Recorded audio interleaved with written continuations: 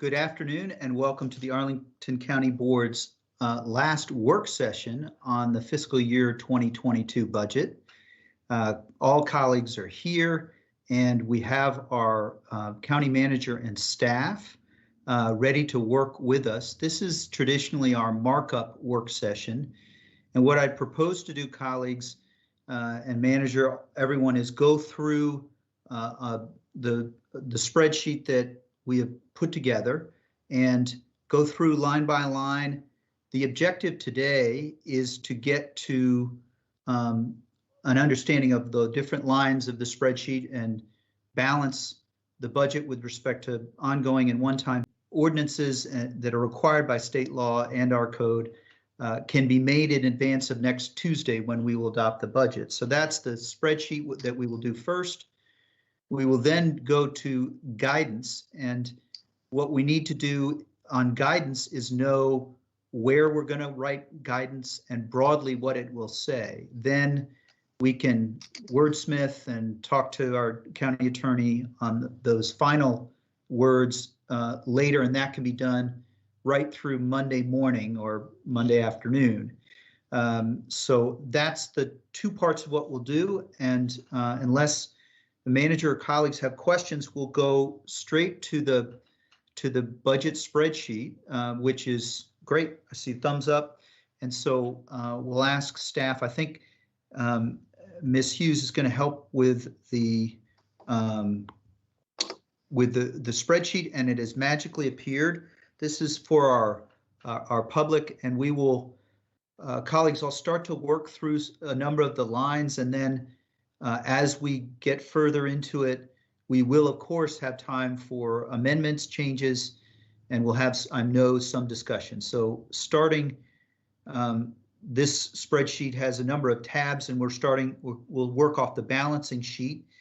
And starting at line 12, this is just, line 12 shows that we will be receiving in two parts. But for this budget year, approximately 23 million. And then next budget year, we'll also receive 23 million that we can use there. There is a proposed line 13, proposed COVID contingent. This is described in the county manager's proposed budget of 17.5 million. I think we all as a board and as a community can take pride in how we've worked to prevent evictions. That's what we used the COVID contingent for over the past year, in addition to federal funding directly. So that is 17.5 million. We will come back to that when we talk about guidance for sure. So we'll next is the fiscal year 20 closeout set aside.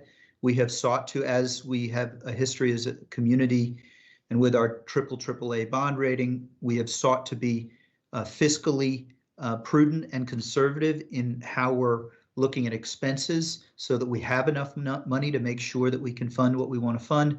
That is from closeout 13.4 million. Line 15 is the total ongoing revenue that's, we do a third quarter update. The manager does a third quarter update, and that is what we have in ongoing funding, which we are committed to being fiscally smart and not running an ongoing deficit just because we are receiving the assistance in American Rescue Plan funding and have one-time benefits. The proposed budget on line 20, the highlighted item is just, that's a note that refers to what is left in contingency through July 1st, and also FEMA related funding. So we're being smart there. So totaling those up, in line 18, we have what we're working with.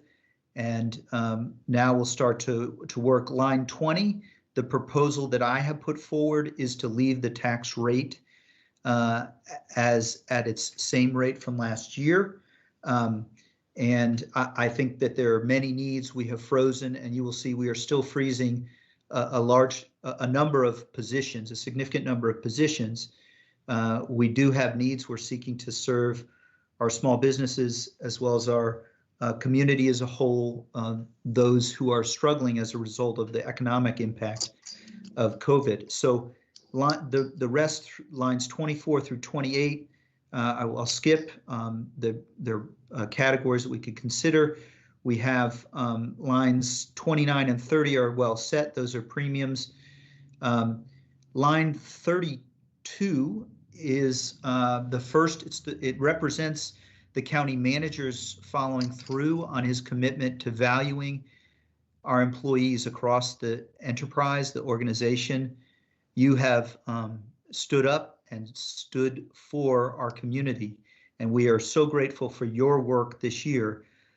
We're pleased. It was in the county manager's Q3 budget memo, which can be found on our budget website, but it is a commitment to 1% salary increase for employees.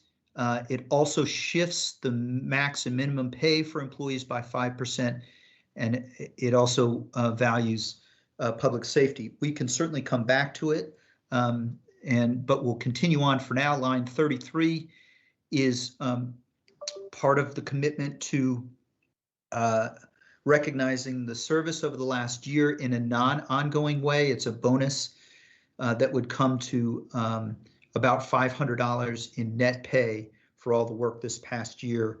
We've had Parks and Rec employees helping answer our 7999 COVID line. We've had people doing all sorts of work that they didn't anticipate to meet this moment. So we will talk about the board's additional commitment to compensation that at least I propose and we propose later in this spreadsheet, but that is an indication of the county manager valuing our employees both with a 1% ongoing raise and then the bonus.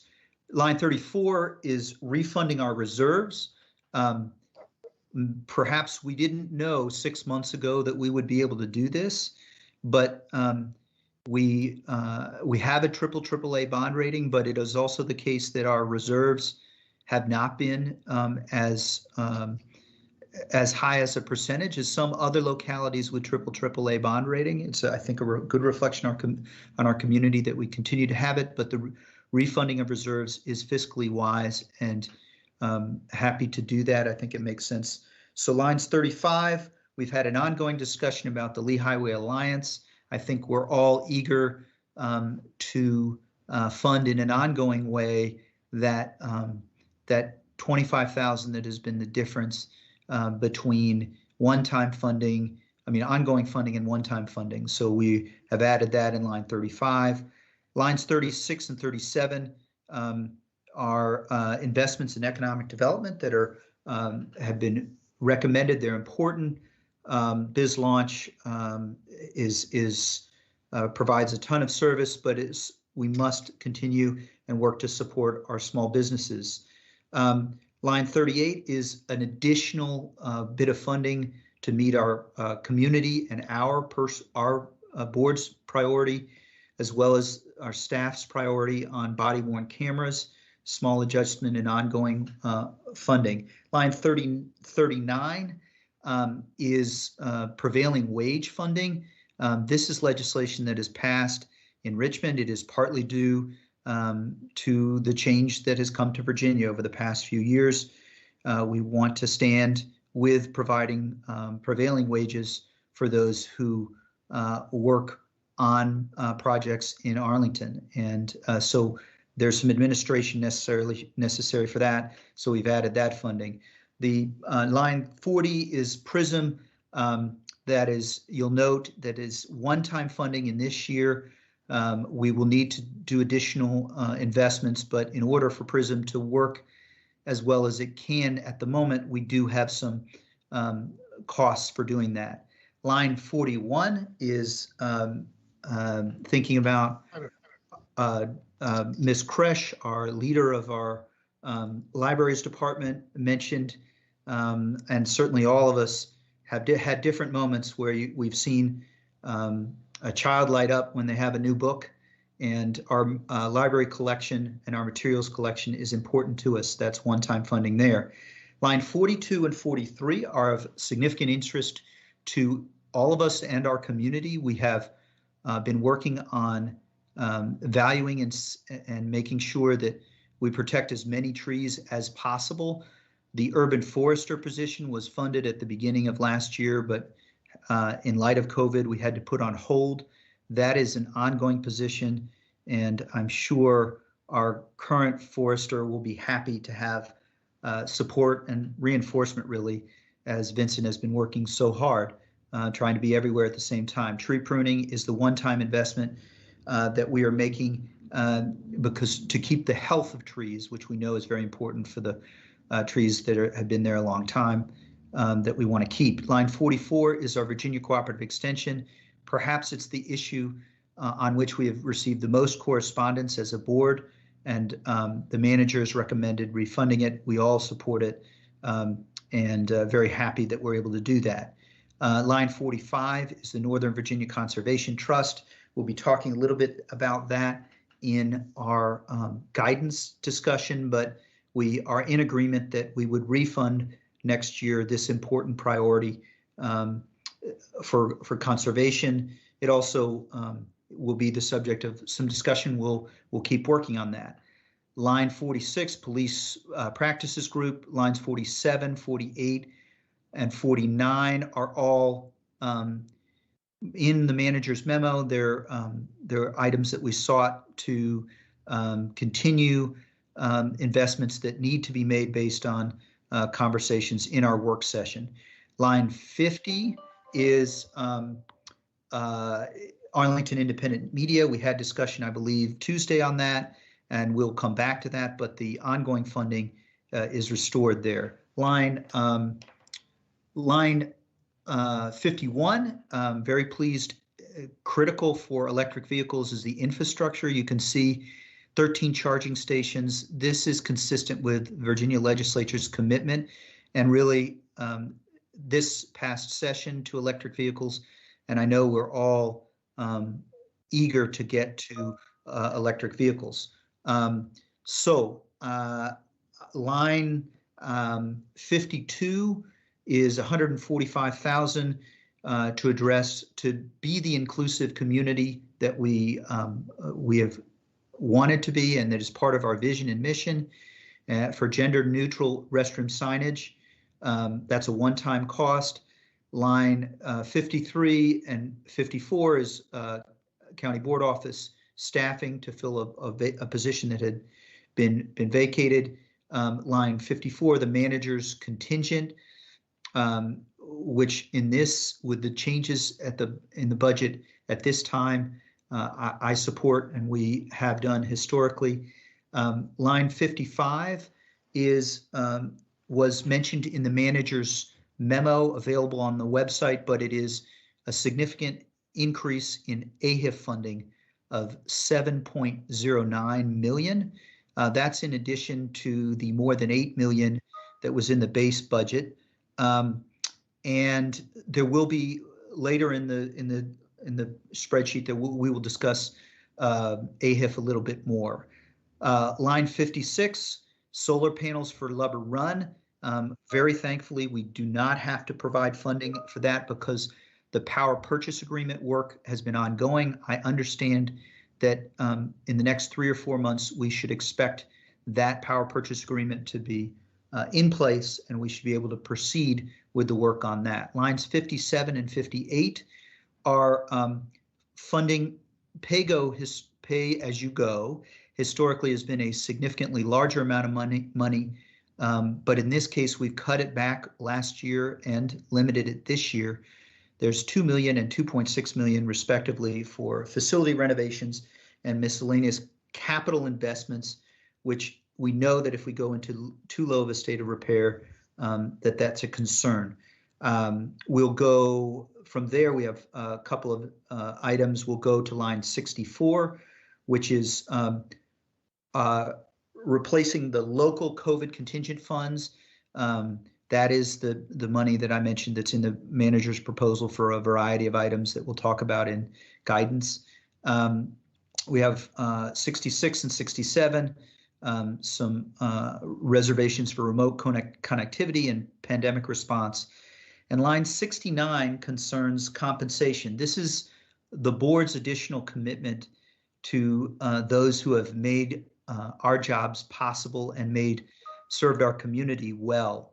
And that is an additional bonus that I suggest that would be beyond the 500, an additional 400 per employee in net pay, so that we get to a total of 900 in net pay for the extraordinary work we've seen this past year. In light of the other fiscally prudent decisions I've talked about, this seems wise because it is one time and it is in recognition of the public health, public safety, Department of Environmental Services, all of our employees, CPHD, all of our employees who have worked very hard, our communications team, to meet this moment as a government, because local government has never been more important, perhaps, than this moment when we've had this once in 100-year pandemic. So the board is committed, and that's a proposal to increase our commitment in one-time funding. We also, as I mentioned earlier, have the ongoing funding that is above in the spreadsheet and in the proposed budget here. We have Arts Resiliency grants. I know Ms. Crystal will want to talk about that in our guidance discussion. We have Restorative Arlington consultant funding. We will talk about that as well more. That is also, both of those are currently suggested to be $50,000 each.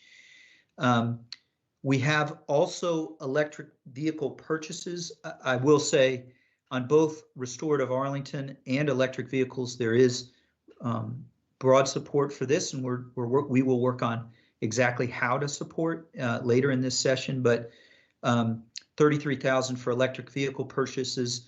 We would like to be in a place where sedan electric vehicles are our default purchase going forward as we face climate change. Line 73 and 74 are track with our Tuesday discussion of housing grants, and it's a significant investment in housing grants. The first is reflective of the flexibility that housing grants have had over the past year. Therefore, it is a one-time cost of $1 million. We have deemed that there are certain costs that just in this moment where there's so much challenge, that working families should be able to continue to receive housing grants so that they can stay in their homes, in addition to those with disabilities, as we count income for that program. That's line 73. Line 74 is really something that I know is of interest to many, to us, in the sense that severely rent burdening individuals at 40% of their income is more than HUD recommends, and we would like to make that change. This is an ongoing investment that is proposed here that I think the board talked about on Tuesday, and we have, I believe, support for. It's what I proposed. The airport noise is line 75, $50,000. It is an issue that will come back as we have more and more individuals getting vaccinated and flying more, and it is a concern. We propose $50,000 to put in that. Lines 76 through 80 represent investments in Arlington Public Schools. There are a number of different items. We all know that we face an education deficit from the last year, and so summer school incentive are focused on trying to make sure that as many of our educators will help us address those needs in what is likely, I believe, to be more students attending summer school than in the past. APSs, all of these are one-time requests from Arlington Public Schools, and one is opening Cardinal Elementary, which used to be known as Reed, the Reed site, and then APS is also asked for as they open the Education Center and virtual schools, which I know Ms. Garvey feels passionately, as do several of us, that should be an option, even as we are all keyed on making the public health investments so that in late August or September, as many of our children as want to will be able to go back to school. Line 81 is something I've worked on. It is concerns, and so that as we just moved from the schools piece, we have met the requests from our superintendent and our most accurately our school board. We need to pull together as a community to invest in such a critical part of our community, and that's our public schools. Line 84 seeks to provide additional funding that is beyond what is available to our Chief Race and Equity Officer. We had advocates requesting information with respect to equity metrics and proposed $50,000 there. Line 82 is part of, have seen nationally that if we don't continue to commit to expanding access to voting, our country is really threatened. Our democracy is threatened. So this proposal is for $50,000 in additional funds, so that beyond the Saturday voting that is our typical in the past, along with our weekday early voting, we also would do 2 Sundays, and I've proposed $50,000 to make that happen. Line 83, we have talked so much about broadband, and I propose $50,000 in funding for an analysis of the advisability of a broadband authority that would focus on, I would suggest, focus on serving first and foremost those most in need, but also look at the broadband authority as a possibility. Line 84 is a reflection of our shared values and history as a board, which is where we can housing affordability is a critical priority for all of us. That is a lot of me talking, colleagues, and I am ready to share the floor and ready to see if there's discussion. Before I do, one last thing, if we could go to the tab that's Rescue of Restorations. I meant to cover this a little bit earlier. These are all, if you look here, you see items that were put back when our fiscal reality improved, both with respect to ongoing and with respect to the American Rescue Plan. So for those who are watching at home, there have been a number of items that have been restored, including, I'll note for colleagues, the proposal of the principal planner position, which is a little lower in this spreadsheet. So with that, I would open the floor for questions. I wonder if I can, I don't know that it's easy to try to organize the conversation. We have schools as a topic, we have housing as a topic, we have a number of the other smaller items, but I guess what I'd suggest, not seeing a hand yet, is if I'll go ahead to Mr. Karantonis. I think you're on mute. I am. Thank you. I just had there is an item that's not, oh, I hear a horrible echo. Is that better? Probably. Okay. So there is an item missing, and I admit and plead guilty as charged on bringing that up relatively late in the process. Is about small business support and trying we discussed that before, trying to allocate some seed money, one-time money, for establishing a microloan program. The Chamber of Commerce has asked us for grants. The grant program last year was wildly successful. We also leveraged a lot of money in addition to public money, private money in addition to public money.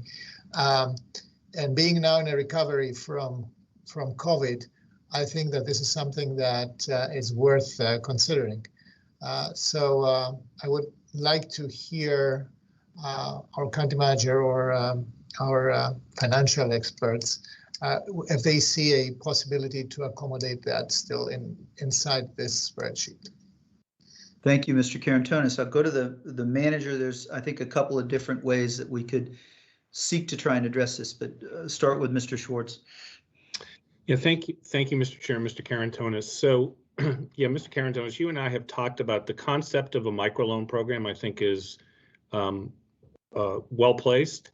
The question as to the appropriate level to seed that loan fund with and the mechanics of it. My recommendation at this moment would be, I think that those microloans would be eligible, to my mind, for since they're going to support businesses that may have been affected by the pandemic, contingent upon further analysis by Mr. Stewart from DMF for a drawdown either from the COVID contingent or from the American Rescue Plan. But that is one way of dealing with it, which is to say, ask us to come back in about 2 months with a firm proposal for a dollar amount and the mechanics, and to use those sources of funds. Alternatively, if you wanted to seed it with money that's currently on the table, then I think that's a matter of finding a line item where you need to do a subtract of a certain amount of money and then add it in. So those are two different approaches.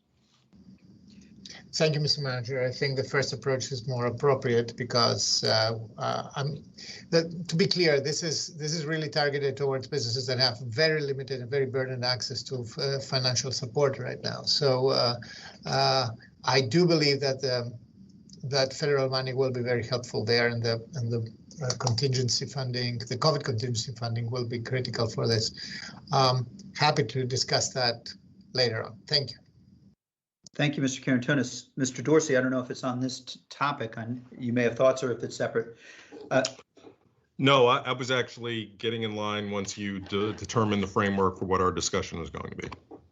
Sure. So, yeah, so we'll go to you next. I mean, I do want to, I think we just got agreement on your request, Mr. Karantonis, and that would be to seek to get guidance back within 2 to 3 months, either July 1st or perhaps August 1st, and see if the American Rescue Plan will work instead of seeking to do line item adjustments. Is that, did I hear that right? Yeah, this is correct. So we will give the guidance to include that in the consideration that we will give to expenditures that will be coming from the COVID contingency funding that will be federally funded. Great, thank you. I am very excited about this, and I am keenly aware that I think you bring some expertise that I don't quite have on the microeconomics and the revolving loan fund. So very pleased that we're at a place where we can think to move forward. So Mr. Dorsey.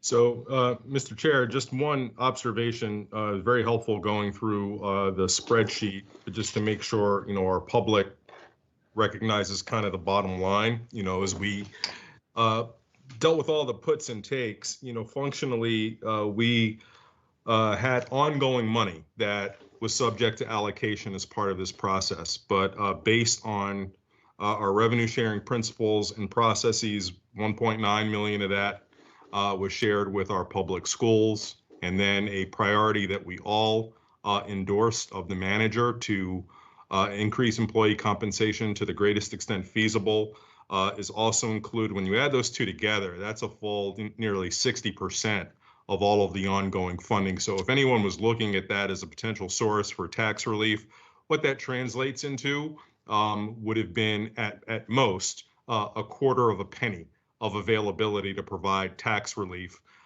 which is not significant. And then I think the further detail of all of the items which we are funding with the ongoing bucket makes clear that we had a lot of important priority needs. So I just wanted to make sure that that came clear. I do have a question as it relates to your proposal to restore the principal planner position. There were a number of positions that are not being restored. I'd just love to hear some conversation about why that one in specific. Sure. I think this is really based on the belief that our planning processes principal planners can be critical to whether we can move forward our planning processes, and I think can have benefits in economic development that seem greater than some of the other positions listed. And so I was not eager to see some of the efforts that we have to move forward with planning in different parts of the county slowed over the coming year. And so that's really an economic development, and I think that there's benefit there that will over 2-3 years pay off to a greater extent, in my view, than my sense of the other CPHD and other positions that were sort of left as frozen. So that's my sense from the CPHD work session. Also, the Planning Commission spoke pretty highly on that. We've had several housing advocates also speak to that as well. So I don't know that that's supremely nuanced on every position, but I do think it's fair to say that perhaps the greatest economic growth benefit that can help us move forward as a community could well be that type of a position in addition to the small biz. Thank you.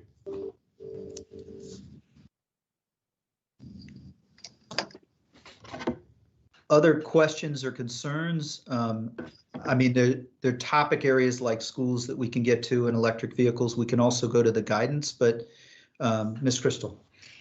I just wanted to maybe follow Mr. Dorsey's lead, at least at the start, and make a kind of overall comment. Mr. Chair, you've done a spectacular job of engaging all of us. I know we've been balancing our own versions of the spreadsheet, and so the lack of amendments at this budget table actually reflects how much work has gone on beneath the surface.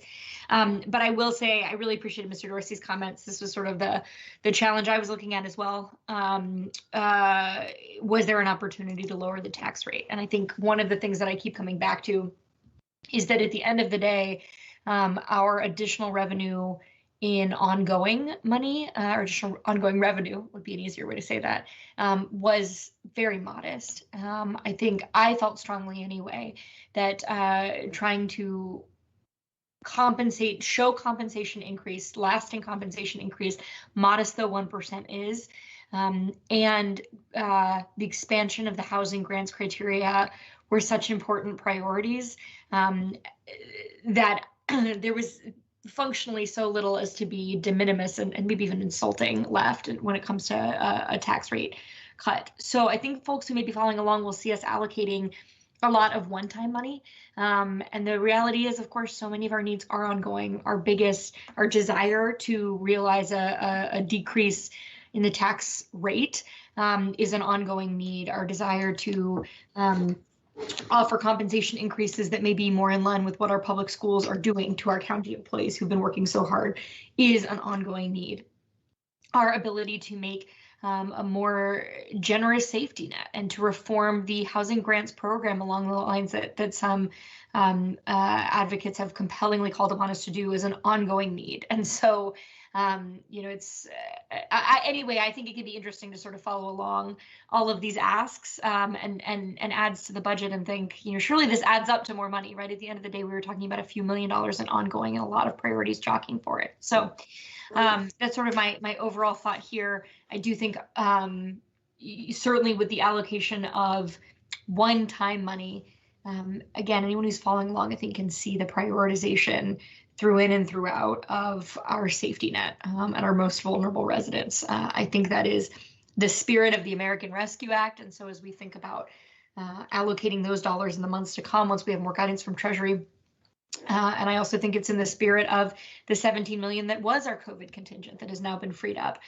This is really about those who are hit hardest by the pandemic, who were falling through our cracks already, and how we can more generously address their needs to help our neighbors get back on their feet. So the only other thing I just wanted to add while we're talking big picture before we get into guidance is that I think that what's been interesting to me about this constrained budget and that it has in no way reduced the amount of kind of lobbying and good conversations we receive during the budget process, but I do think it has focused our community, and this has been such a healthy and helpful thing on big picture policy needs, whether that's the ACE collaborative on some of the challenges about accessing housing grants, right? So it's not even about money, it's just about the access to a committed affordable apartment that makes a housing grant feasible for some in their network.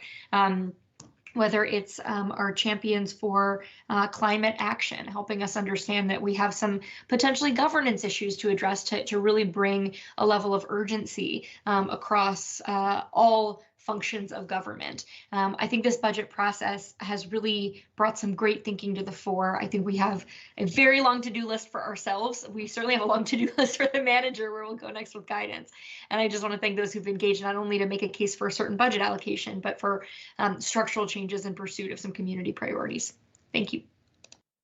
Thank you, Ms. Crystal, for those remarks. I launched into the budget item spreadsheet, and I really appreciate both Mr. Dorsey and Ms. Crystal providing big picture thoughts. Not seeing right now any other hands. Happy to we can go to the guidance, which those watching at home, if you advocated for something, we listened. Not every request were we able to accommodate, but guidance will also provide some policy illumination. But Mr. Dorsey first. The vestige? No, it's no. Thank you, Mr. Chair. It's actually a new hand. Before we move on to guidance, I will say I just want to commend you. It's a great job putting together the consensus desires of the board and finding a way to bring it into balance. I offer this just as a personal preference. I'm mindful of the conversation that we had a couple of days ago where Mr. Karantonis, I believe, came up with some innovative ideas that we thought about maybe, making feasible through the manager's contingent, which we have not adjusted at all. And to the extent that we have not adjusted that, I just identify it as a potential weakness for our being able to be innovative and responding to things that manifest throughout the course of the year that don't fit within the contingents that we've already created. So it's not a fatal flaw by any means. We can probably work to overcome it, but if I had my predilection, I would have chosen to have put a little bit more in the manager's contingent to take advantage of such opportunities. Thank you, Mr. Dorsey. And I found myself thinking through the 2.5 million in manager's contingent and then the COVID contingent. They're distinct, but there's also some flexibility. But you're fair point for sure. So, Ms. Garvey. Yeah, thank you. I just want to express my thanks too. I mean, this has been quite an effort, and it's been different this year. I just want to check my understanding, which is in a way with the federal ongoing funding, because there's flexibility and the fund's going to be spent over 2 years. It means that the one-time funding that depends on that actually has got sort of a 5-year time frame. So for those who were sort of concerned about one time, in that case, the one time is fairly long, giving us a chance to kind of make some adjustments as we need to. And that will be there for us, I think, moving forward, which is really helpful. So I think that is something to keep in mind, because I think, as anybody who's been watching budgets for a long time knows, you try to not put things in one time that you might be keeping continuing. And we're trying to adhere to that, but on an occasion making some changes because it seems wise to do right now in this transition budget. So I just kind of wanted to make that point. I appreciate the support for schools. And as you mentioned, I mean, I'm very excited about the fact that as difficult as this pandemic was, it moved schools a lot faster to virtual learning than they would have otherwise. And it's not been easy, but I think some real gains have been found. And I hope that as they move into next year, they'll really be looking at times. And I think there are actually quite a number of them where students are doing better with virtual, and that it works better for some courses and things, because I think it could give the school system a lot of flexibility moving forward, which is really good. I'm glad that I know we went back and forth on ongoing and one-time bonuses with our employees, and just want to say a really big thank you to them, particularly our public-facing employees, who, if I've noticed, we all note, have been working so hard.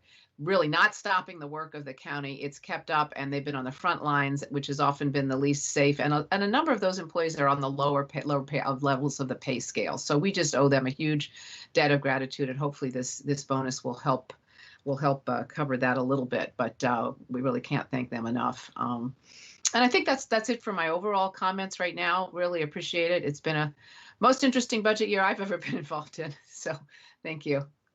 Thank you, Ms. Garvey. Mr. Karantonis. Thank you, Mr. Chair. One addition to the principal planner, because this was one of the positions in the budget that was very, very telling for me in a sense that I was trying really to find how to justify that, faced with the other long list of reductions. And I realized while going through that and weighing one after the other that COVID not only opened our eyes for the inequalities and for the imbalances in our community, in our way we govern, in the way we deliver government services, but also showed us that we are really focused on the future, and that we have so many parallel processes going on that will have a very big impact on how Arlington will be shaped in the decades to come. Take the missing middle study, take everything that's happening around the Richmond and along the Richmond Highway, and Clarendon. All these processes really need significant intellectual power behind them, and I believe that that CBHT made a good case for restoring this position. Indeed, I think that this was a good choice. The other issue that gave me mostly to think about was the compensation. And as you know, initially I was really closer to the idea of a 2% increase. I do think that our workforce has performed astoundingly well in this COVID year. The above and beyond doesn't even begin to describe how much of a commitment we have seen from our county workforce. I do believe that the budget provides a good compromise and a good approach to compensation at this moment. I think that the additional allocation of a bonus is more than appropriate. It also will result in a little bit more than this year as a percentage of the salary for those who make less money. And I believe that this is more than appropriate as well. And finally, it is a good thing to see that other significant needs, like for example, the additional forester, the investment in a more accelerated investment in pruning and tree care, the funding of the police practice group's recommendation. All this rounds up a picture of a budget that reflects Arlington values.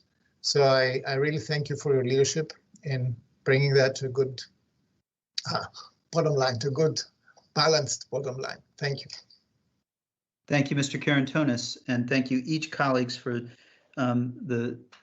your work and the summaries of where we are. I think we all know that we have been given a public trust, and that is a solemn responsibility. And we hope that, and we believe that the spreadsheet that we've outlined reflects our community's priorities. And we also know that we have a trust with all of the funding, the taxpayer-funded budget that we have. So we are working hard to live up to that public trust and be good stewards of all of your funding and our funding that we put together. With that, we will go to guidance. And I would ask Ms. Hughes, I believe, if you can put up the guidance that we have proposed. What we need to do on this is, on guidance, is agree that whether we want to say something in a certain area and the broad direction of those comments with respect to guidance, and then we can finalize and wordsmith over the coming days. So first, we'll talk more about the American Rescue Plan funding, which if you've read the manager's introduction of the budget is described. There's a page 13, which I took a look at over the past few days again. And this essentially asks the county manager to return to the board with a more detailed plan for the use of our funding once guidance is provided by the Treasury Department.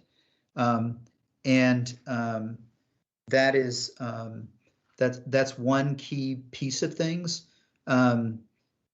So I just want to describe in that outline, there's rough dollar figures to the 17.5 million that are mentioned.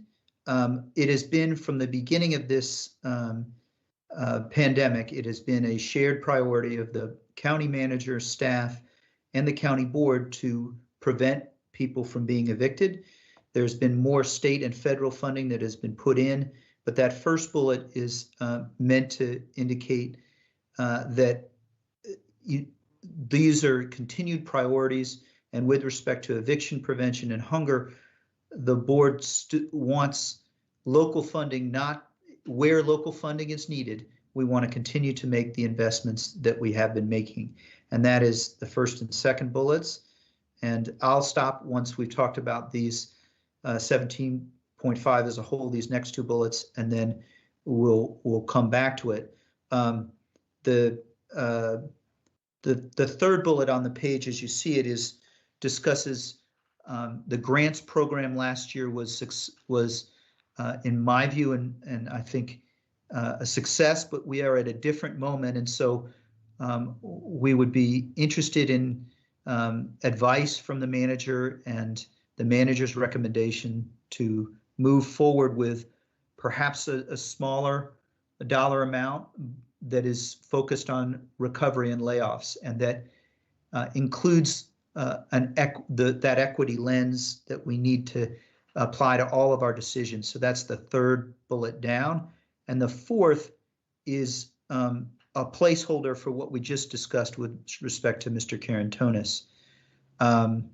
The last three items, I think the biz launch, I'm not sure whether we still need that. I guess that's a question for the manager in a minute. And the same is true with the Department of Technology Services and remote connectivity. I think those last three bullets we have addressed. Is that right to your knowledge, Mr. Manager, or Department of Management and Finance staff?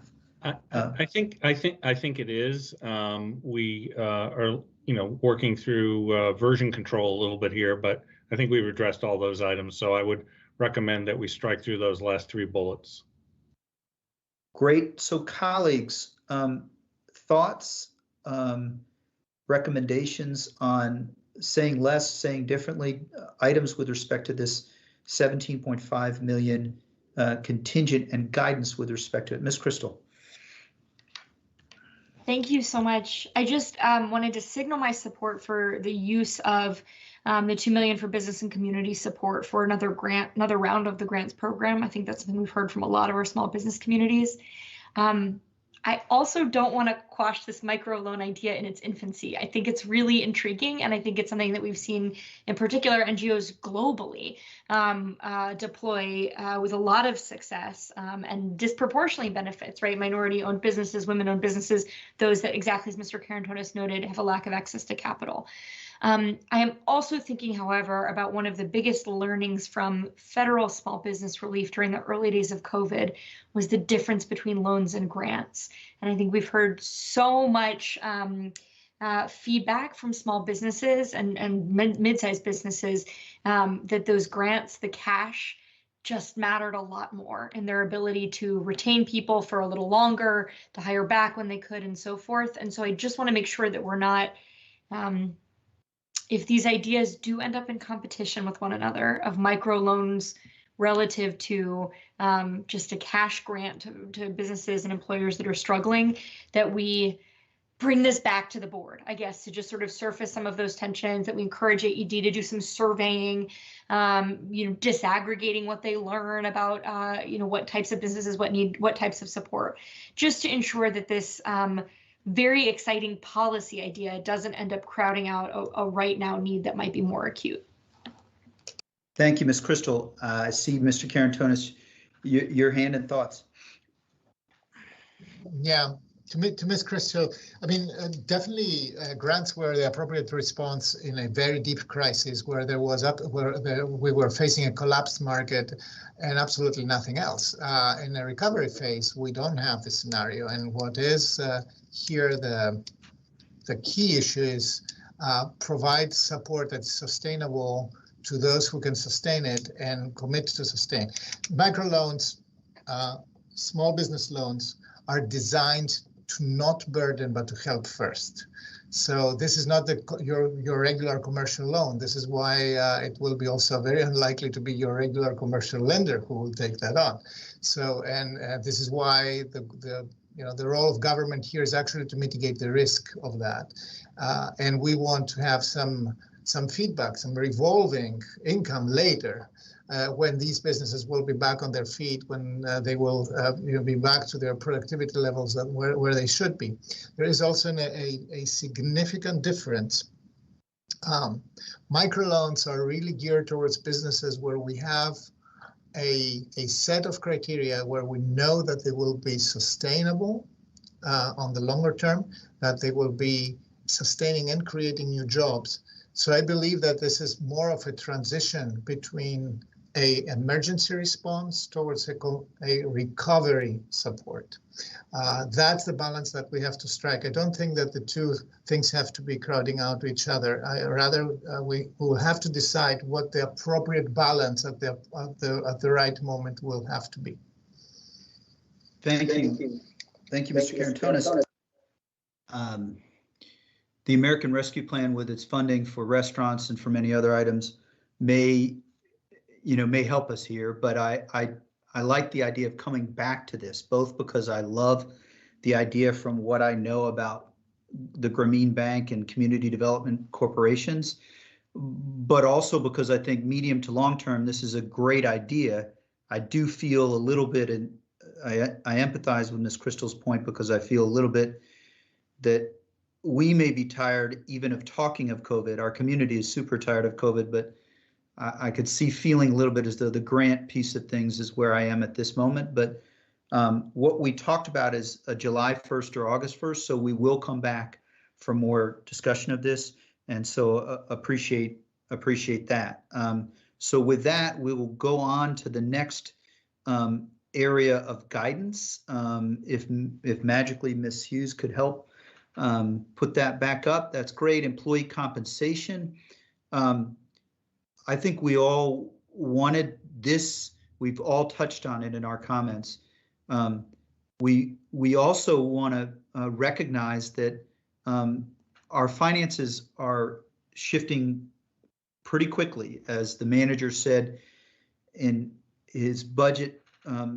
If you don't, the one thing that's certain is change from day to day in terms of our economic outlook, and we hope it's getting better. We're ready for recovery. It's warming up, and we're getting more doses. But this just reflects the continued priority of employee compensation that is in this that is important to us. Number 3 is concerns developmental disabilities, and we have language that is proposed from staff that is relevant to advocates have come before us requesting this, and I think we all share the view that how we are with those who have learning differences or developmental differences is reflective of how good a community we are. Ms. Garvey.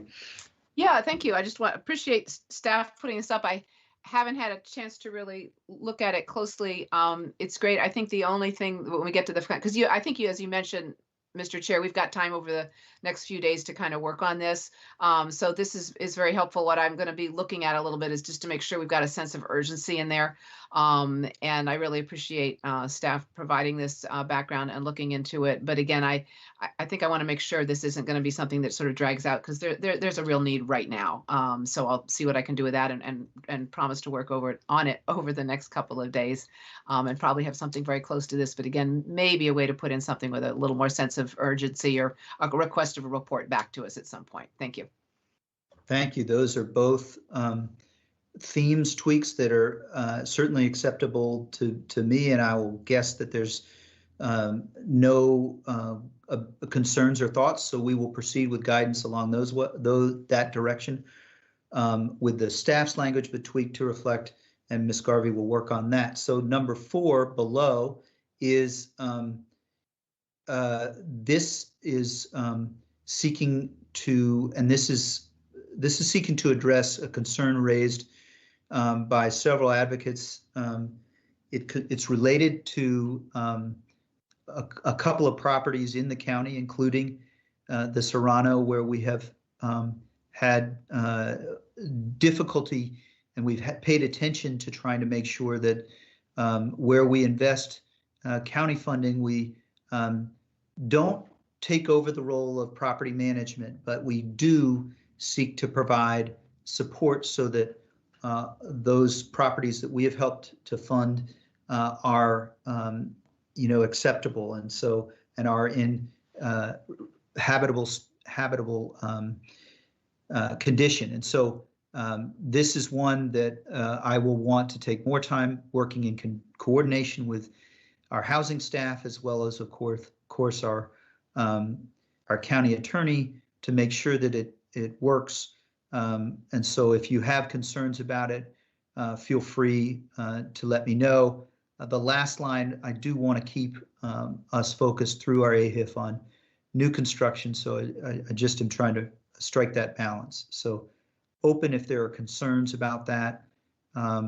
I think that wordsmithing that can take some time and work, but I don't currently see significant concerns. So we'll take that as a yes in this area, but I'll work hard to make this work for each of you. Number 5, I want to just, we've talked about this a little bit, and I think there's a shared support. Board member Dorsey is working on this issue, and I think Ms. Crystal earlier mentioned the ACE Collaborative, but there have been other housing groups. Mr. Dorsey. Well, thank you, Mr. Chair. So, the efforts that we're taking in this budget year are going to, one, ensure that the great flexibility initiated by staff to protect against displacing people from the housing grants program during the COVID year are continued until we are through the pandemic. There's also, relief provided for people who are current recipients in terms of the amount of their own income that will be directed towards rent, in many ways designed to reflect some of the best elements of the federal housing choice voucher program, but by no means have we embraced all of the positive elements of the HCV program, one of which a little bit adds to the complexity of the program, but reflects the real issues that the ACE Collaborative and others have mentioned, that our rent levels, because they are uniform across the board and tied to AMI, don't necessarily reflect the real market experiences that are out there. And so the net effect is that we have an overwhelming competition for housing grants, which are mostly applicable to being utilized in our existing CAF units, where there are existing wait lists generally. So there is some work to do, some thought into how we could restructure the program, and it's going to take a little time to do so both thoughtfully and sustainably, but that's the direction that I'm working on, having staff deliver to us so that we can consider. Thank you, Mr. Dorsey, and really appreciate that. It's an additional step beyond the significant ongoing and one-time funding we have added to housing grants, in part incorporating what we've heard from our community on this. So again, seeing Hearing no objection, we'll work on that language over the coming days. So on to the next item, number 5, I think it is. And that is, number 6, Arts Resiliency Grants. Mr. Chair, could I just interrupt briefly with a process request? Sure. So for this, item 7, and then maybe 1 or 2 others on your list. Yeah, so actually this 6, 7, and 8, I have more updated language, which I sent around noon. And so I'd rather we sing from that hymn book, if you don't mind, just because there have been some iterations with different stakeholders and county staff. So I wonder if it'd be possible to go through this list, and then I'd be happy to share my screen with the most current language on guidance for restorative justice and VCT and arts, as well as a couple others. Great. We will We'll do that. Thank you for moving us there. Mr. Dorsey, did you have an additional point on those items or no? Okay, we'll go then. If you can scroll down to 9, Ms. Hughes, and I am working off your presentation. So yes, this is Arlington Independent Media. Mr. Dorsey.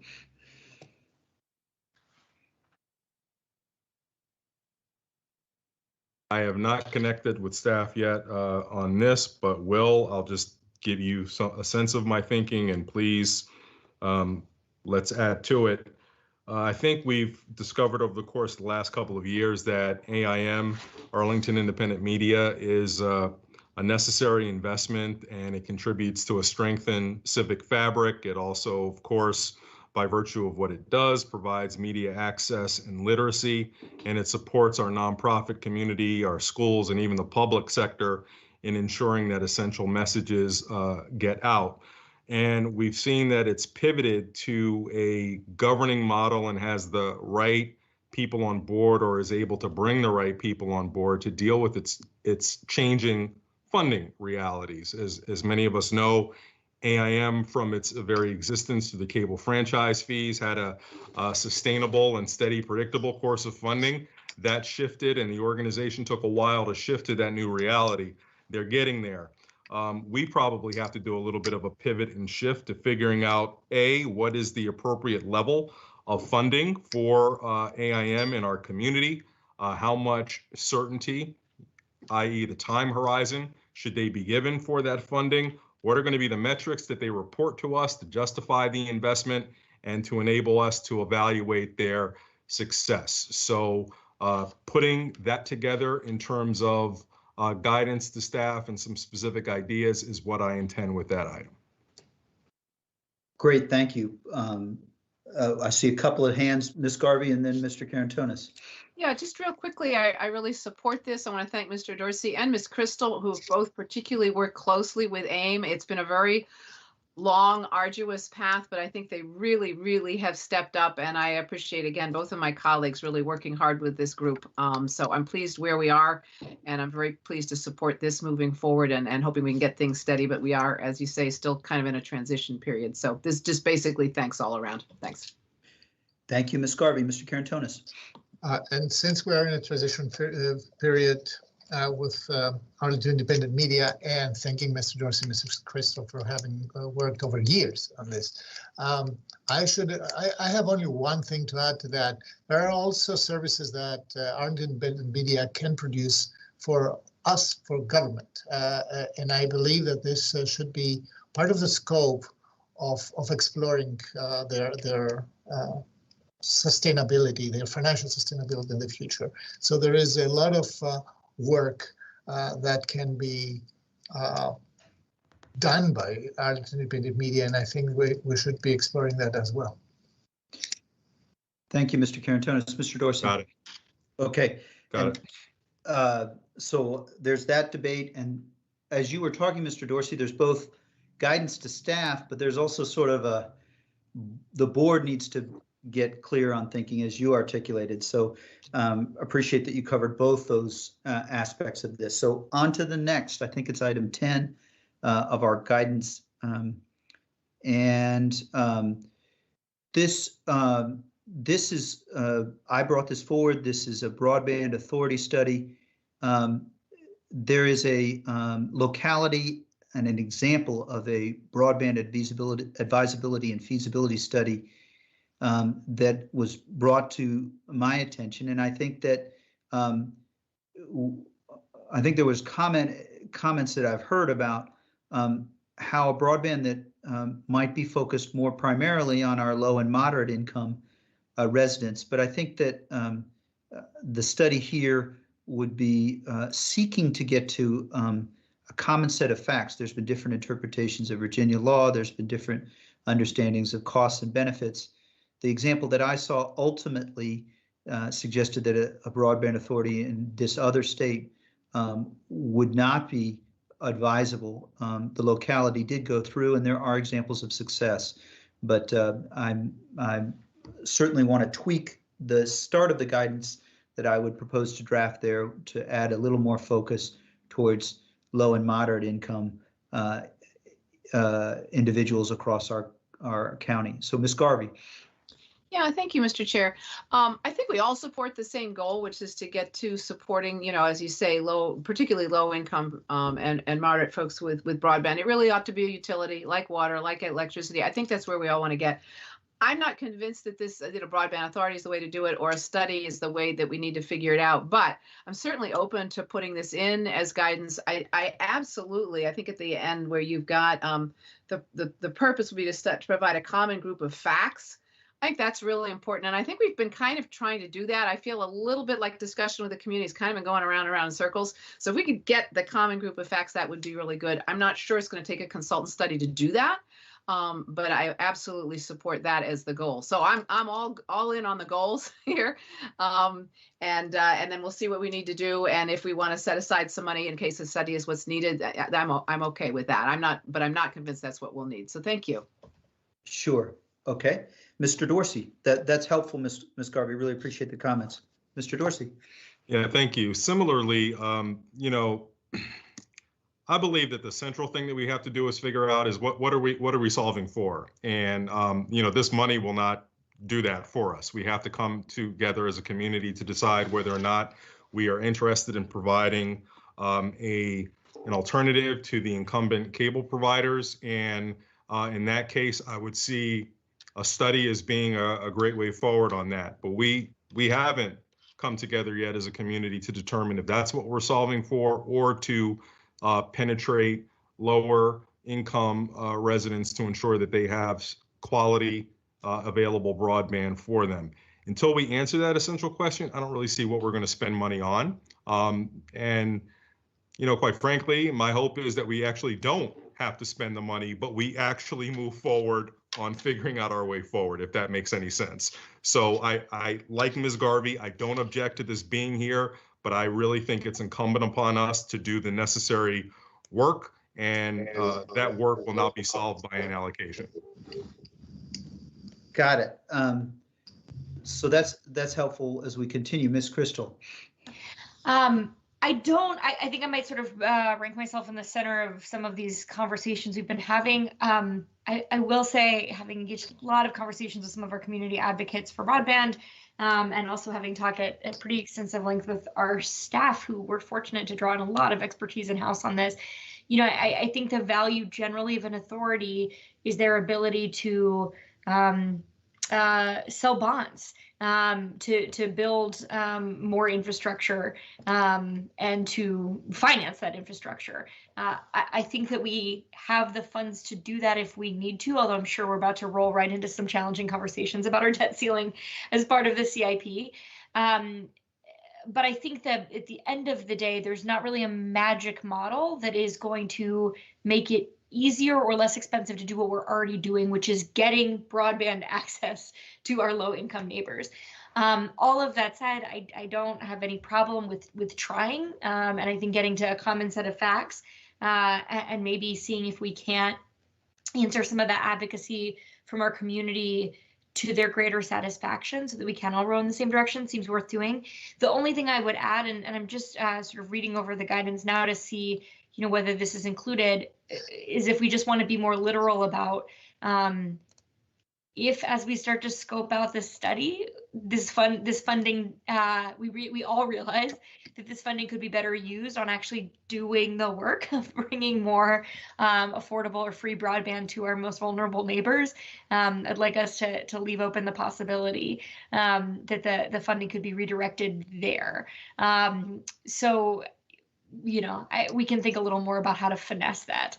But again, if we were to embark on scoping out this study, and we realize the money could be better spent on actually getting broadband to people who need it, I'd like that to be something that we could consider at a later date.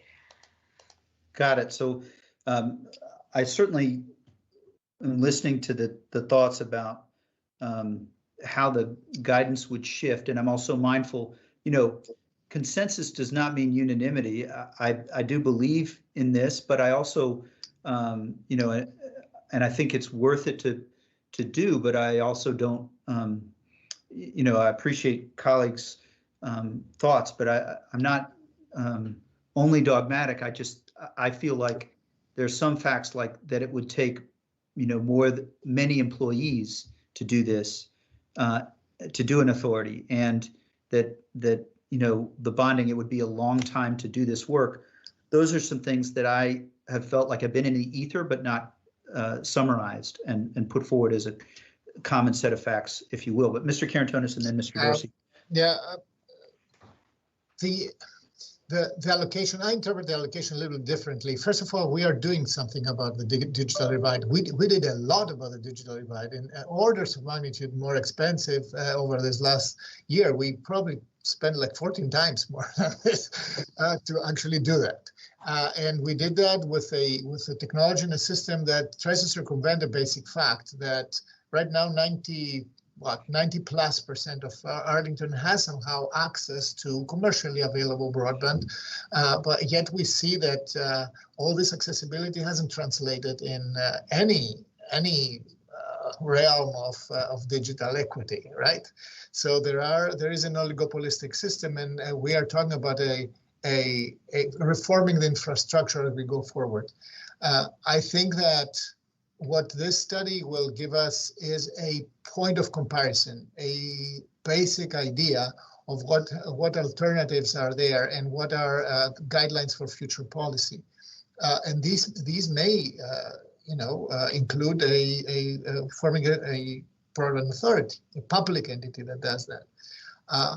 But right now, we don't really know. We don't have a good base, a scenario analysis where we can say what are the alternative ways. We do have the New Urbana study, and we will soon have the New Urbana experience in scaling the small study that they did for more households, which is to me also a very, very valuable insight, and it will be, you know, providing us with some comparisons with which we can, you know, ground the conversation and start from a common set of facts, and then discuss, as Mr. Dorsey suggests, discuss the policy of that, the political decisions about this. Got it. That's helpful as well, Mr. Dorsey. No, you're good. Okay. All right. So I'll seek to channel the thought, capture some of the thoughts that have been articulated here, and put them into I particularly like your thoughts as common set of facts, but also the different purposes that you mentioned, Mr. Dorsey, of the lower income market and then the broader market, you know, that being a community decision. I think I'm sure it's debatable whether that we can add facts that would help clarify that decision. We may not be able to, but I'm going to try and take what you said in addition to everyone else and try and put them into thoughtful guidance. I'll also take each of your thoughts on this one, colleagues. Thank you. So next we will go, I think it's item 11 in the spreadsheet. And I think maybe there's less than 20. So stormwater, I think this is I think in consultation with staff, we will work on this. I guess I might hear from the manager, still the view that number 11, you need this language, and happy to provide it if you would like. But I also don't know, Mr. Schwartz, if you feel, if it helps, certainly, I think that the board broadly has supported the direction that you're headed in other meetings, but I also can understand wanting wanting to make sure that it's clear. Happy to do that. Well, the purpose of adding this language is to essentially get the board on record. I've heard it from each of you individually and in clumps and during work sessions, but to say, yes, we are going to move to a stormwater utility. Now, that does not obviate the fact that there'll be a lot of conversations about how it would work and what kind of suggestions would be required to address some of the equity issues that are raised by certain organizations and how they're treated. But we're at a point right now with the analysis we provided as part of the proposed budget that we are going to get significantly into messing around with the details. And that's a lot of time and energy. And I think you're all supportive of it. But I guess I just wanted to get head nods from you that we're going in the right direction. That is, you see head nods, all of us acknowledging that being abstractly in favor of something is very different from a concrete set of guidance. And so I think we're happy to do that. Thank you for adding that. All right, the next item I think is number 12. This is, colleagues, this is something that really I put forward, but it's based on a lot of conversations. Staff proposed the language. It is essentially acknowledging the reality that we're in a more virtual world, and just as the courts had to do significant electronic investment to do virtual appearances, we want to make sure that, you know, Ms. Garvey has spoken to this a number of times. Each of us has spoken to making sure that we are able, post-pandemic, to use this new virtual way of working together that we have had. Number 13 is just language codifying the voting component of things. I think it's useful just to be clear about of the purpose in the 2 Sundays in addition to the Saturdays. I'll just try and clarify that. Number 14 is the equity point that I made, and I'll be happy to take thoughts and suggestions. Number 15 is in response to a number of our advocates, C2E2, regarding, and Mr. Dorsey referred to it on Tuesday, regarding organic, language that will seek to recognize that in addition to equity, climate change is a huge, perhaps one of the foundational issues of our time, and continuing our work in that area. So I don't think more needs to be said on that one particularly. I think we're, without objection, I think it's now time we would go to Ms. Crystal, if you're able to share your screen and add those items that you have been working assiduously on. Oh. Always. All right. Can you all see my screen? We can. It's a little distant. If you're able to zoom in a little. Let's see. Does that help? Yep, we can see great. you. There you go. Yep. Thank you all so much, and thank you. Honestly, I'm not sure that there's like a dramatic amount of substantive difference between there's some of the versions you had and some of what's here, but I've spent the last week vetting this with various stakeholders on our staff, and so wanted to be sure that what I had told them we'd be advancing was indeed what was being advanced today.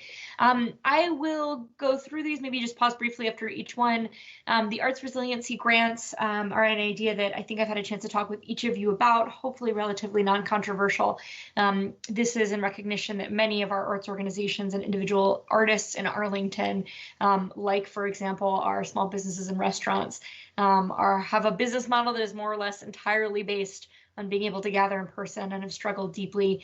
At the same time, our Commission on the Arts has been doing tremendous work in partnership with the Cultural Affairs Division to respond to the other challenge of the last year, which is greater awareness of systemic racism and inequity, and thinking about the role of the arts in combating and undoing some of those structural issues. So I'd like to see us allocate a relatively modest amount of money. This is within sort of the scope of the arts grants that the Commission allocates every year in partnership with the Cultural Affairs Division. We are asking them to integrate this into a work plan that is well-trod ground for them, so there should be no new infrastructure needed to be created, and that we are especially interested in addressing the impact of the pandemic on arts organizations and individuals, and also pursuing the opportunities that are consistent with their new equity statement on arts in Arlington, but that the specific criteria would be to be developed by CAD and the Commission in recognition of their awareness of the greater context. I can pause for a minute there if there was any discussion. Okay, great. Similarly, we've talked about this at some length, the Northern Virginia Conservation Trust, and I appreciate the partnership of NVCT as well as our staff in getting this language right. They have now seen this, their board has seen this.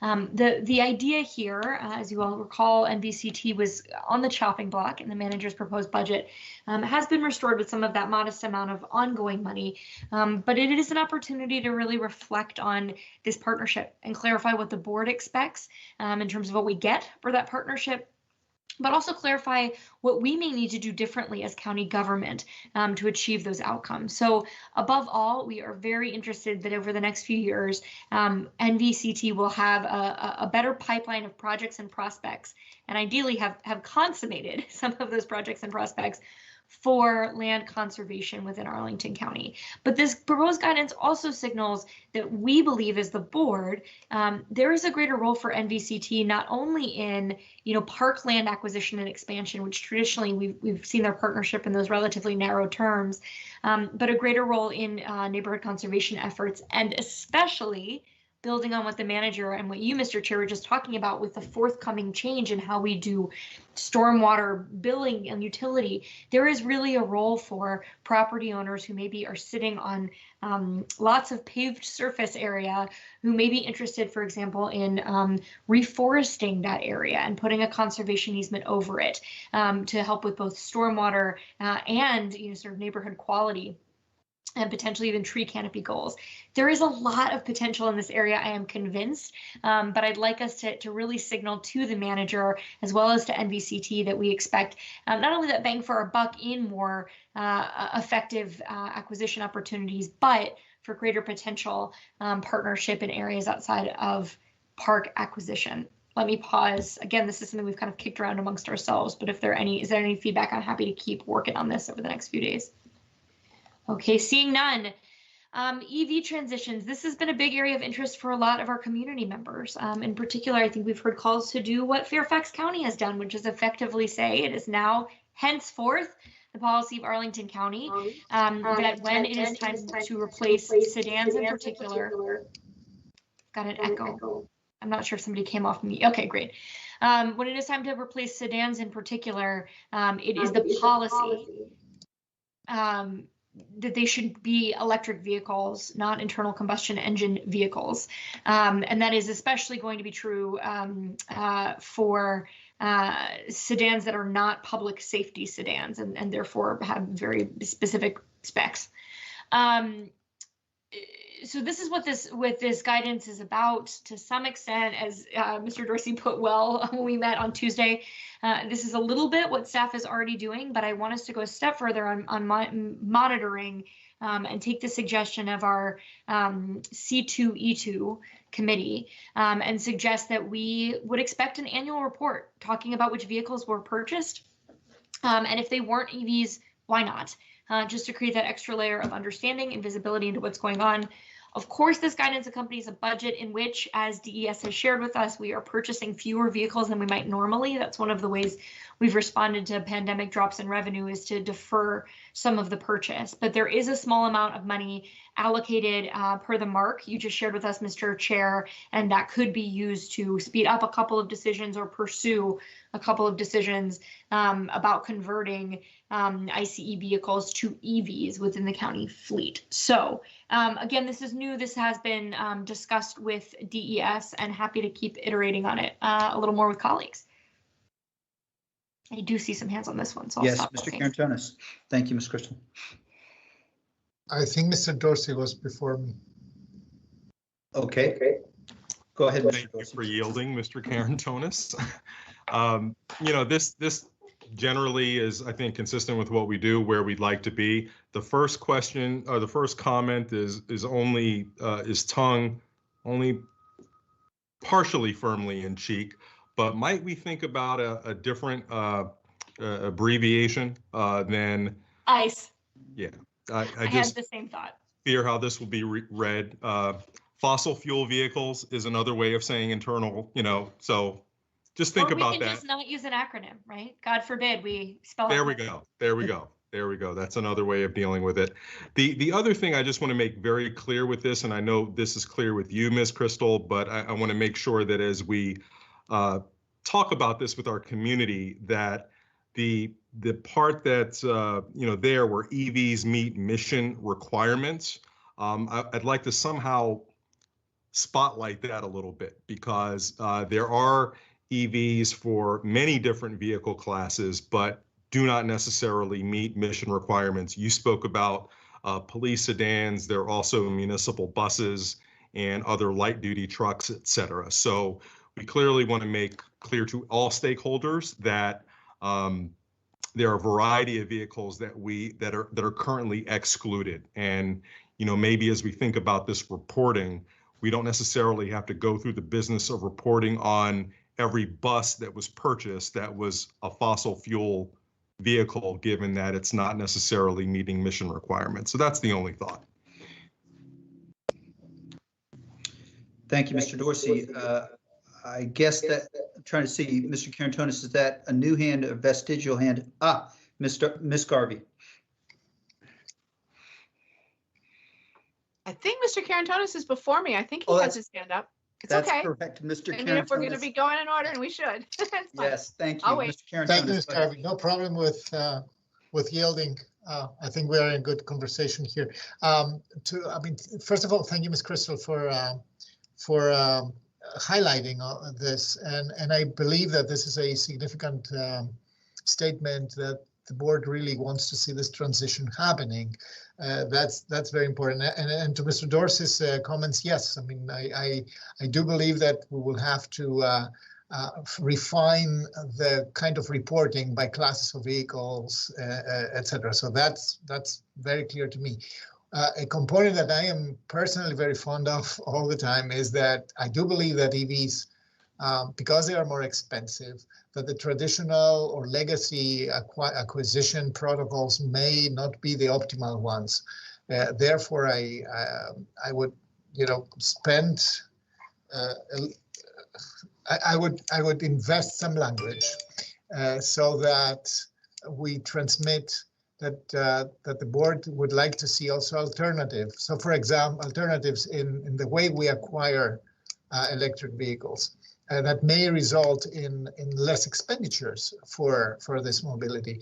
And I would say, so for example, I would be very interested to see whether we could lease these vehicles and have a lower cost as a result, especially because electric vehicles are eligible for significant tax reductions that if we acquired them, we wouldn't be able to realize them. But if we lease them from a private party, we would be able to participate in that benefit. So that's also kind of a reportable item that I would like to see if it fits in this language. I just wanted to commend to your attention because I agree, and we just got, as we started this session, and I know staff has been working flat out to try to get us answers to our questions, and only some of them are only just rolling in. So within the last hour, we finally got a response from staff to my question about this in the work session with more detail on this very question. And specifically, it turns out that the county finances the purchase of the Nissan Leafs, which we do use for the sedan purchases, through a lease purchase arrangement. So there is some more detail in that response that may be helpful about it's sort of it's like a rent to own program. And so I think there may be some interesting structural alternatives as you've described in how we go about doing that. But I would commend to your attention because it had new information to me about kind of the nature of that lease purchase arrangement in the response that we just got within the last hour. Excellent. So eager to learn more about this. Yeah. Great. So we'll leave to you, Ms. Crystal, to finalize language. Maybe this is final language. The discussion that you identified, Mr. Dorsey, and the broader on other types of vehicles, I think this language is consistent, but I think we have agreement that this go forth, maybe change. I had one small comment. Go for it. Sorry. Yeah, and just saying, I mean, I think, yeah, we're all in agreement. I agree, Mr. Chair. I appreciate Ms. Crystal working through and trying to, do fine points. I think what we're sort of saying in essence is that we would like to, electric vehicles, all things being equal, are the default vehicle that we're going to be using moving forward. And I absolutely agree. We don't want to get, and reporting back is important. What gets measured gets done. So that if we don't purchase an electric vehicle, but we get a fossil fuel vehicle, there's a good reason for it. And I think it's only the ones that are really close that are going to have to involve a certain amount of kind of understanding. There's some things that clearly just don't meet requirements, so there's just no way it would work yet. But there probably are a number of places where it's almost all things being equal. There's just a little change, and that's probably where there'll be a little thought and conversation. So I'm guessing that that's where most of the kind of time might be spent as far as sort of justifying or thinking things through. And it's possible at some point that even though a certain kind of vehicle might cost more upfront than whatever, that we may decide that, it's worth it for the policy to get an electric vehicle rather than a fossil fuel. But anyway, I think just basically making it the default for what we get, unless there's good reasons not to, is just great. So thank you. Excellent. Thank you, Ms. Garvey. Yeah. Go ahead, Ms. Crystal. Yeah, I was just going to say, I think that's great. I think the point is of doing this guidance is we know that if all things are equal, staff will definitely do it. And the point is, even if things aren't equal, right? And in that staff response, right? And I think Ms. McBride shared this with us in our work session. Even for those sort of what we almost think of as like a consumer sedan, things aren't quite equal. The EV is there's still a differential of $5,000 to $6,000. But we are putting money, as the chair's mark does, into this investment because A, we'll see a return on that investment over time, and B, there is certainly the shared return on investment of doing our part to fight climate change. So yeah, I think that's great. And then my hope too of the reporting is that it won't just become another sort of exercise for our team, but actually can surface back up to the board and community where the sticking points are. So as Mr. Carantona suggested, maybe it's in the way we do procurement of vehicles. Maybe there are ways that we can work with our regional counterparts. I know as WMATA, for example, embarks on its sustainability plan to hasten the availability or do ride-alongs for contracting of electric buses down the line, right? So I'm hoping that the kind of reports we get back about why certain vehicle classes aren't feasible can then signal to us future budget and policy or just practical and coalition building priorities. So thank you for that. That seems to squarely bring together Mr. Carantonis and Mr. Dorsey's comments. I mean, there is one question I have, not having looked at the email that came in while we were, or right about before we started the meeting, is did we get to a resolution on the dollar amount, 33,000, or there was a slightly higher dollar amount, or is that still in discussion? Because I will go on record as saying I am open to that, either one of those being the right amount. I just didn't know if we got to resolution. Let me, I'm going to follow up after the fact, if you don't mind on that one. It turned out the 33,000 that the manager had advanced to us was sort of rooted in a specific calculation, not to assume it ever wouldn't be, that the manager never pulls numbers out of hats. They are rooted in very specific recommendations. So let me see if I can process that a little more and make a recommendation as we finalize the budget numbers. Great. I think you have agreement that,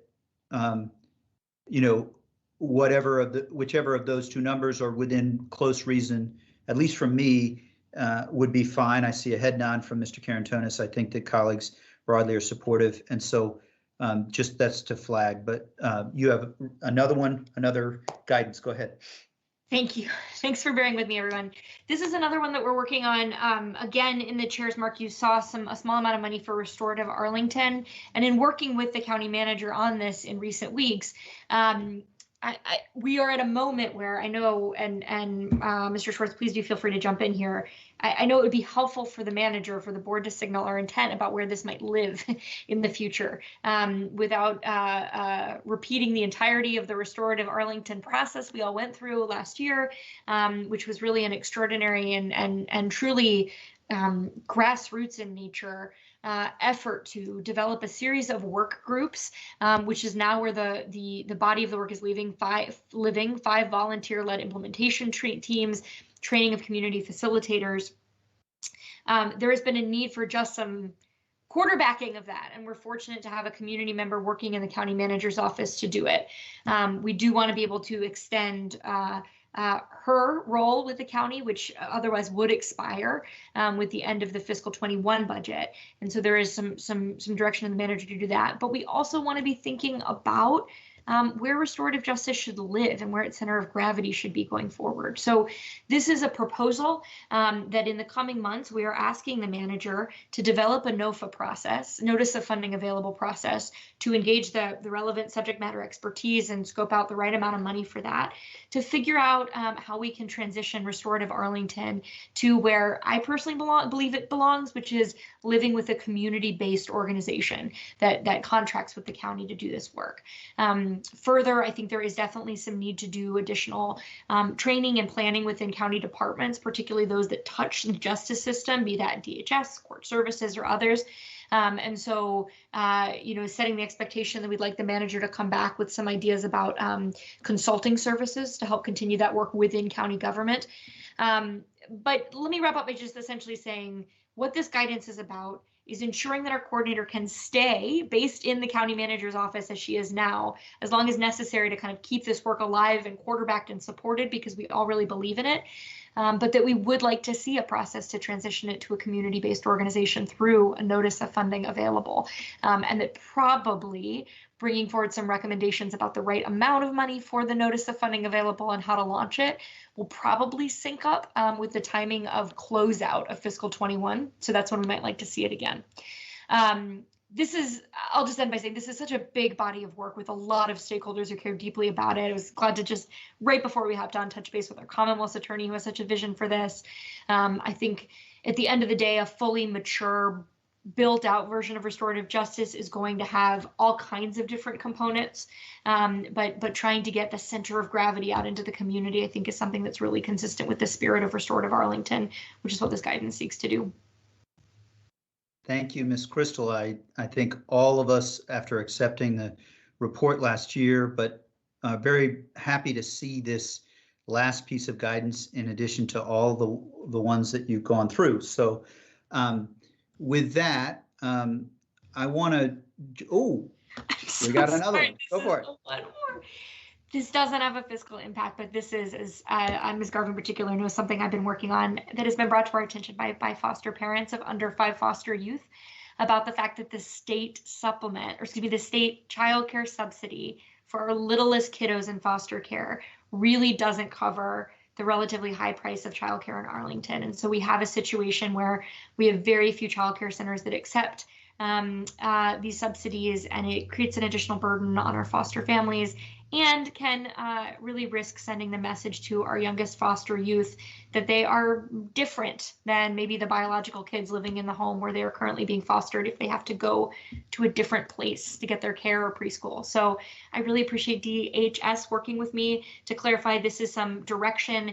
It may in fact not be a huge fiscal lift, and I think the manager can probably pull it out of his contingent to implement it, but it's because just as the manager was saying about stormwater, actually, it's a not insignificant amount of staff time. And so it would be helpful for the board to signal its support to do this in the budget year ahead. So also happy to take questions about that offline unless there are any high level ones now. I'm so sorry to get that last bit of guidance under the radar. I really, really yield now. Got it. Thank you. That's helpful. Ms. Garvey. No, I'm just going to thank Ms. Crystal for it. This is a great one to get in under the wire. Well worth it, and thank you.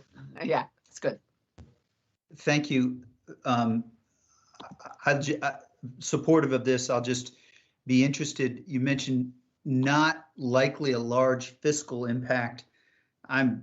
If there were a fiscal impact, I'd be highly inclined, but do you have any help with that? Because, you know, I like the funding. I just want to see if you have any advice or thoughts. It's a great question. And this is actually when I say there's a significant body of work, the real body of work is figuring out exactly what that gap may be.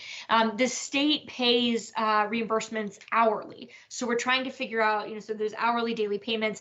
The variations in the size of the delta will come from how many hours of childcare are our foster families likely to be consuming?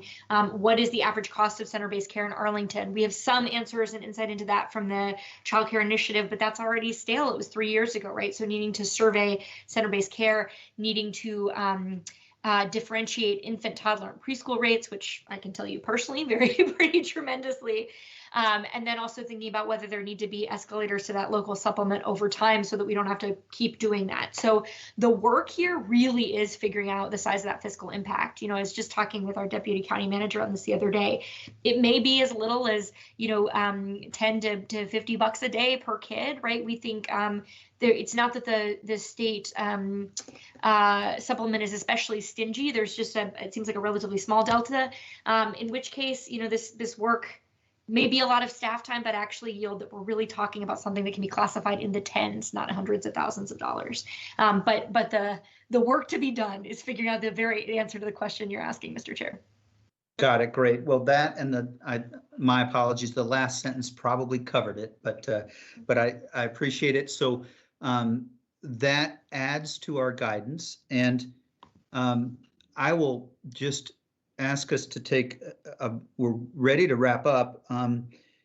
One item that I did not mention, as maybe Ms. Hughes, if you could start to pull back up the Excel document, the spreadsheet. But our item that I wanted to mention that is important in the budget, and I think we should cover, is that the budget, the manager's proposal, along with our changes, which I will ask us to adopt as a matter of sort of housekeeping in a minute. Those changes implement the recommendations of the police practices group that were made in July. And I think that that is very important for us to say. I'm not sure that at this moment in this afternoon, everyone who has advocated on criminal justice related issues is still following us, but I do think it is very important. A line item 46, thank you very much, Ms. Hughes, and for highlighting that, but just their broader, the budget reflects our values, and one of those values and ideals was following through on the police practices group's recommendations. There'll be more to come on that over the next week. I would like to ask, and I'm happy to, I guess, new to this, but I will offer a motion, and I'll see if there could be a second, that we would agree to the manager's budget with the revisions incorporated in the spreadsheet as we have reviewed from Ms. Hughes. And second, and I'll just add as a point, there may be minor modifications, and the thought is that those modifications would be finalized next Tuesday for us. So we have a motion and a second, and we'll ask for a vote, starting with Mr. Dorsey, Aye. Ms. Crystal, Aye. Ms. Scarby, Aye. Mr. Carantonis. Aye. And the chair, I'll vote aye as well. The motion passes. We have a close framework, and we are very close to being ready for next Tuesday's adoption of our fiscal year 2022 budgets. Budgets are numbers, but they're also reflections of the story and the ideals of our community. And I hope and feel confident that each of the 5 of us, the manager as well as our community, see our Arlington ideals in the budget we've just adopted, or just set ourselves up to adopt next Tuesday. And lastly, I will seek not to dwell or be overly heavy, but I will seek to just ask each of us. 1 year ago, we lost Mr. Gutschall, and hug your kids, send a text to Renee, but we are all trying to be as good as he was and as good as our community is in the work that we do. So I hope you don't mind that I shared that. Please do send a text, do something to just let her know that we think of him and the Gutschall family every day. So with that, I will, unless there are concerns, questions, I will get my somber and overly emotional self off for a moment, but I will, we will be adjourned for today. Thanks so much, colleagues and staff. Thanks a lot. Well done.